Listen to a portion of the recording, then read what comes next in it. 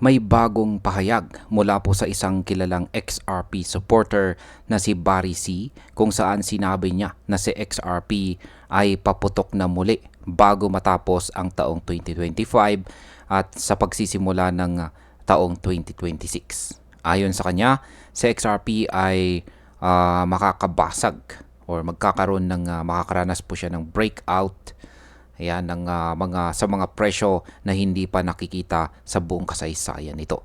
Kaya mula po sa $4 ay sinasabi niyang aakyat ito sa double digits levels tulad po ng $10 hanggang $15 at posibleng umabot pa sa $50. Ang sentro ng kanyang prediction ay ang adoption o paggamit ng mga bangko kay XRP bilang bahagi ng kanilang operasyon. Kaya yan po ang siyang ating pag-uusapan sa video na ito. Pero bago po tayo magpatuloy ay pakibasa na lamang po muna ang disclaimer dito po sa ibaba ng ating screen. Ayan, simulan po natin sa kung bakit po sinasabi na aakyat si XRP sa presyong $10 to $15.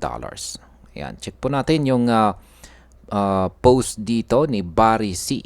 Yan, siya po ay may 18.2k na bilang ng mga followers. At siya po yung naglabas ng prediction dito na siyang ating ipapaliwanag dito. Ayan, ayon po sa kanya ay malapit nang umabot si XRP sa presyong $4 bilang unang hakbang.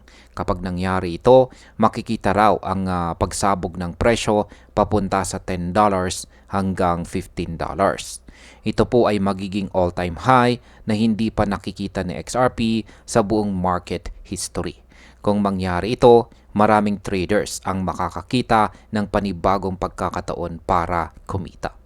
Kaya ang possible market impact po rito ay kung tuluyang mabasag ni XRP ang $4 at umakyat po ito sa $10 hanggang $15, tataas ang interest ng mga bagong investors at posibleng pumasok ang mas maraming traders sa market. Ito ay magdadala ng mas malakas na liquidity na makakatulong para maging mas matatag ang presyo. Ano naman ang posibleng mangyari sa early 2026? Ayan. Sa kanyang pahayag ay sinabi rin ni Barry C na hindi lamang hanggang $15 ang kayang abutin ni XRP. Sa early 2026 ay inaasahan niyang tataas pa ito ng hanggang $50.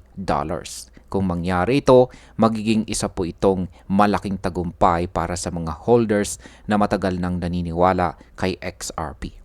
Ang possible market impact po dito ay ang pag-akyat ni XRP hanggang $50 ay maaaring magdala ng FOMO or fear of missing out sa mas maraming mga investors. Kapag nangyari ito, posibleng magkaroon ng mabilis at malakas na pagtaas ng presyo dahil sa sabay-sabay na pagbili. Ngayon ay bakit po mahalaga ang adoption ng mga bangko? Binanggit din ni Barry C na ang pinakamahalagang driver ng presyo ng XRP ay ang adoption ng mga bangko. Kung may opisyal na pahayag na gagamitin ng mga malalaking bangko sa XRP bilang bahagi ng kanilang operasyon, magbabago raw ng tuluyan ang price dynamics. Kaya sa possible market impact, kapag may bangko na nag-confirm na gagamitin itong si XRP, makikita po natin ang mabilis na pagtaas ng demand. Ang ganitong klase po ng balita ay maaring magdala kay XRP sa bagong presyo na hindi lamang $50, kundi posibleng baka mas mataas pa. Ngayon ay posible ba talagang umabot si XRP sa presyong $1,000? Ayan. Ayon kay Barry C, kung ang mga bangko ay tuluyang gumamit o gamitin itong si XRP, ang simula ng presyo nito ay posibleng nasa $1,000. Para sa kanya, ito po ang minimum na halaga kung mangyayari ang malawakang adoption. Bagamat parang malayo ito sa kasalukuyang presyo, para po sa mga supporters na XRP ay posible itong maging realidad or katotohanan kapag ang demand ay dumoble or higit pa.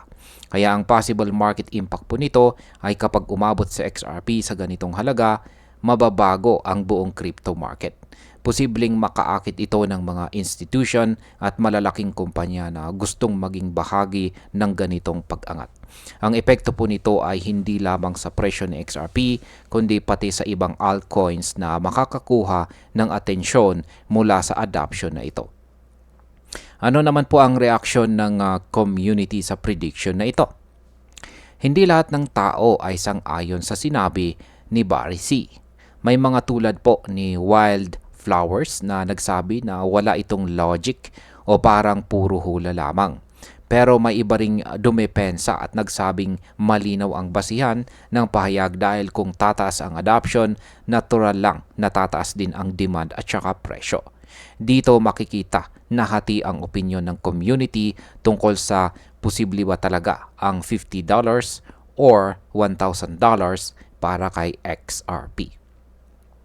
Ang possible market impact po nito ay ang mixed reactions mula sa community ay nagdadala ng pagdududa at pagkakabahabahagi sa mga investors. Ang mga hindi po naniniwala ay maaaring magbenta habang ang mga supporters ay magkuhold ng mas matagal. Ito ay magbibigay po ng volatility sa presyo ni XRP. Ano naman po ang pinakamahalagang punto sa prediction na ito ni Barry C? Ayan, ang sentral na punto ng kanyang sinabi ay hindi lang simpleng price movement kundi ang adoption mismo. Ang kanyang paniniwala ay ang tunay na makakapagpabago kay XRP ay ang paggamit nito ng mga bangko. Ito ang magiging turning point kung saan si XRP ay maaring magmula sa $10 hanggang $15